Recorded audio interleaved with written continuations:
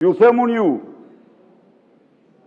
mendoni se Parlamenti Evropian jo i një damkos, mos gënjeni shqiptarët. Sigurisht, amandamenti që atakonte presidentin Trump nuk u lejue, edhe i përgëzoj ata. S'është lëvizje anti-Trump kjo. Kjo është lëvizje për shtetin ligjor, për transparencen, për ligjin ndërkombëtar. S'ka asgjë të përbashkët as me anti-president Trump, as me anti-zionizëm, as me asnjë nga këto. U përpoqe Edi Rama t'ja jap të gjitha. Përfundoni fjalin, ju lutem. Kam 3 minutat lexoje të procedurës.